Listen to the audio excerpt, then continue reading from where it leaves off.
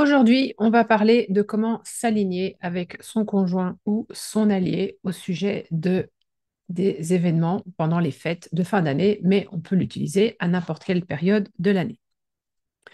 Donc, du coup, c'est quoi l'intérêt de s'aligner? C'est répartir la charge de travail et la charge mentale parce que c'est parler des choses qui sont prévues, c'est faire de la planification et de l'organisation. C'est aussi, et c'est quand même la chose la plus importante, réduire les désaccords et les conflits parce que moi, j'ai beaucoup fait d'alignement avec des équipes, donc plus de deux personnes, mais c'était très intéressant, c'est que même quand tout le monde était convaincu d'être d'accord, quand on leur demandait des précisions, souvent, il y avait pratiquement systématiquement une compréhension différente, soit de l'objectif, soit de ce qu'on essayait d'obtenir. Après, ça pouvait rapidement rentrer dans l'ordre. Donc, c'est vraiment important de s'assurer que la personne a compris exactement la même chose en termes d'objectifs ou de ce qu'on essaye d'obtenir. Évidemment, si on fait ça, on va gagner en efficacité et on va gagner du temps parce qu'il y aura plus de malentendus ou en tout cas moins de malentendus. Chacun saura quoi faire et donc, comme tous les systèmes qui vont viser à planifier et organiser, clairement, vous allez gagner en efficacité. Et la dernière chose qui est peut-être un petit peu plus spécifique, c'est le fait de partager avec quelqu'un d'autre des objectifs, de réfléchir à comment mettre en œuvre, comment s'organiser, comment faire, qui fait quoi. Bah, c'est une façon aussi de partager sa charge mentale et du coup de se sentir moins seul dans la prise en charge de cet aspect-là. Parce que, mis à part quelques exceptions, au jour d'aujourd'hui, c'est la majorité, c'est des femmes qui, en majorité, assure la charge mentale de toutes ces choses-là. Du coup, récapitulatif des épisodes précédents, dans le jour 8, la semaine dernière, on avait parlé d'un exercice pour définir ses priorités pour les fêtes. L'idée était de se projeter au 2 janvier, de voir comment les choses s'étaient passées et d'ensuite rétro-pédaler et définir ce qui était vraiment important. Je ne vais pas vous refaire le truc, c'est disponible dans la vidéo du 8 que vous trouverez aussi sur la chaîne YouTube et sur le site. Mais à la fin, on obtenait, et j'ai fait exprès de vous mettre un truc moche pour vous dire que c'est pas grave si c'est moche, parce que l'important, c'est que surtout qu'on les fait.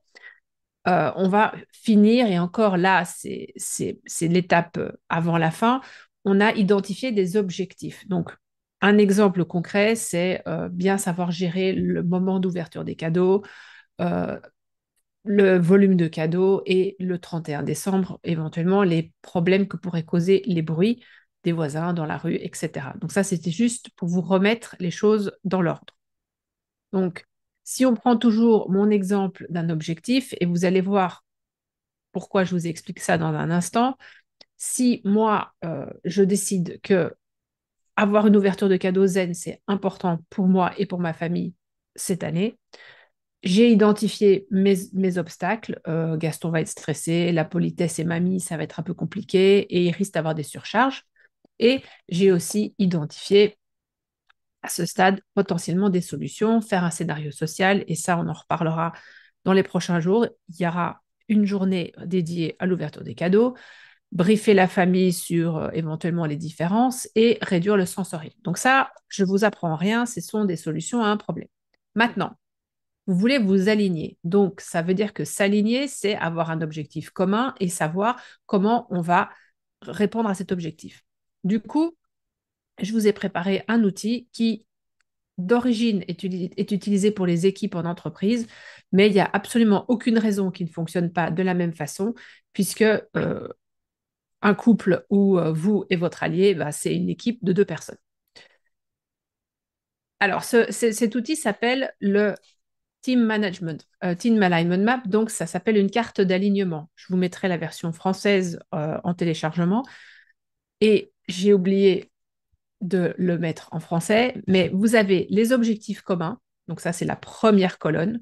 Qu'est-ce qu'on veut faire ensemble? Et je vais vous donner un exemple dans un instant. Les engagements communs, donc qui fait quoi? Ça, c'est presque le plus important et le plus différent de ce que vous avez fait précédemment. Les ressources, c'est de quoi on va avoir besoin, de qui, de quoi, de quels outils, de quelles solutions, de quelles informations. Et quels sont les risques ou les obstacles qui sont liés à cet objectif. Donc, évidemment, là, je vous le montre, c'est un tableau avec 4 colonnes. Vous pouvez faire ça sur une feuille A4. Vous pouvez faire une feuille par colonne. Vous pouvez le faire sur votre ordinateur.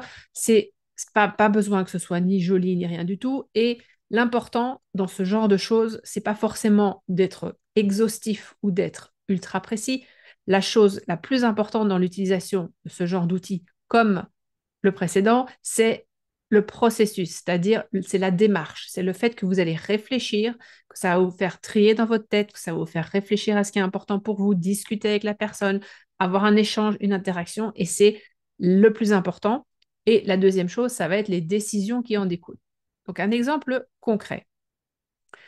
Donc là, j'ai mis donc, les objectifs communs, l'ouverture des cadeaux zen, et du coup, euh, là, ce qu'on va faire, c'est qu'on va dire, moi, qu'est-ce que je vais faire par rapport à ça, et toi, qu'est-ce que tu vas faire?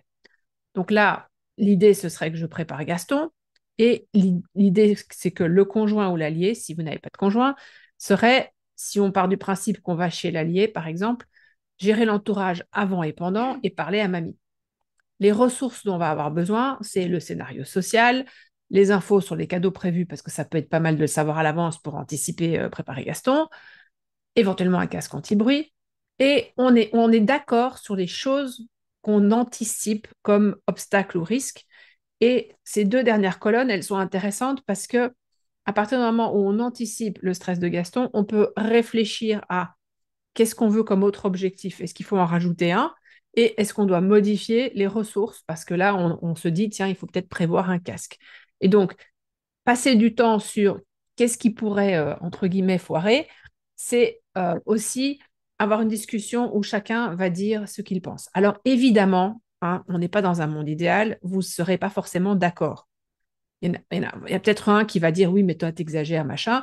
À la limite, le débat, c'est pas d'avoir raison, c'est de dire ok, on le met là, c'est un risque, il arrivera peut-être pas, mais si on pense, est-ce qu'on veut discuter de qu'est-ce qu'on va faire si ça arrive? Suivant la nature de votre relation, la qualité, le temps, le style que vous avez et l'engagement ou si la personne est habituée à ce genre de démarche, vous allez faire 100% ou 95% du processus ou vous allez en faire, où la personne va faire plus. C'est-à-dire que si la personne a l'habitude que vous fassiez tout, ça va être un peu plus difficile pour elle de commencer à réfléchir. Et puis, il y a des gens qui n'aiment pas les questions ouvertes. Donc, il n'y a pas de bonne façon de faire ça, il n'y a que la façon qui fonctionne pour vous. À partir du moment où vous comprenez que l'idée, c'est lister l'objectif, pour l'objectif, dire, OK, par rapport à cet objectif, limite détailler les 3-4 choses qui sont nécessaires pour les atteindre, qui fait quoi, de quoi on a besoin et à quoi il faut penser, à quoi il faut faire attention. Et cette partie-là, l'idée, c'est de minimiser ce qu'il y a dans les risques et dans les ressources pour être vraiment aligné. J'ai mis un deuxième exemple qui est le repas du 25 chez la mère, donc dans mon faux exemple de moi. Moi, par exemple, je planifierais le menu de Ginette et mon conjoint, dans ce cas précis, serait plutôt à dire, OK, moi, je suis préposé. Si je vois il y a une surcharge, je sors avec Ginette, on va faire un tour dans le jardin ou on va dans une autre pièce. Et si, par exemple, on a je me fais critiquer, ben, je dis quelque chose et on a convenu de quelque chose. Donc, les ressources, ça peut être l'expérience précédente, une personne, par exemple ma sœur, et le fait de préparer le repas. Et par exemple, si moi je m'inquiète d'être critiquée par l'entourage ou qu'il y ait trop de bruit, on peut, en ayant identifié ça, retourner et dire, OK, qui va faire quoi par rapport à ce risque? Donc, c'est vraiment une démarche un peu itérative, c'est-à-dire qu'on commence à gauche, on va de gauche à droite, et une fois qu'on a rempli les 2 derniers, on revisite le début en disant, est-ce que c'est toujours d'actualité? Est-ce que c'est toujours correct? Est-ce que c'est assez précis? Ou est-ce que c'est suffisamment large pour pas avoir des micro-objectifs? Et comme je dis, ce qui est le plus important, c'est la discussion et aussi, à la limite, peut-être de décider et de dire, OK, on a décidé ça. Donc, comme je disais, vous pouvez le faire sur une feuille de papier. Les post-it, c'est bien parce qu'on peut les déplacer. Donc, vous pouvez prendre des feuilles A4 pour chaque colonne et les déplacer, ou vous pouvez utiliser n'importe quel autre outil.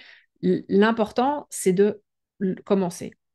l'autre chose, c'est pas de surperformance comme d'habitude. Donc, ne mettez pas 27 objectifs. Mettez peut-être un, deux ou trois objectifs qui vous tiennent particulièrement à cœur, que vous ne voulez pas gérer seul, que vous savez que si vous allez gérer seul ou sans vous être concerté avec quelqu'un d'autre, bah, ça va être vachement compliqué. Et s'il n'y en a qu'un, c'est très bien. Mais clairement, il faut que ça ait un sens d'impliquer l'autre personne. Il faut vraiment que la personne, elle puisse apporter quelque chose. Après, c'est pareil, il ne faut pas avoir des attentes énormes non plus. Si jusqu'à présent, vous faisiez 100% des choses, rien que le fait de partager ce processus, bah, c'est déjà commencer à changer la répartition des tâches. Donc, c'est déjà énorme. Donc, comme je disais toujours, il vaut mieux commencer petit et y arriver que se mettre 27 objectifs et pas y arriver. Du coup, je récapitule, on définit qui fait quoi, de quoi on a besoin, les obstacles et les risques, et on retourne en arrière pour vérifier qu'on ne doit pas mettre à jour. Donc, aborder les priorités, c'est ça ce sur quoi il faut se concentrer et décider qui fait quoi. Parce que si vous ne décidez pas qui fait quoi, vous allez risquer d'avoir encore les problèmes de malentendus.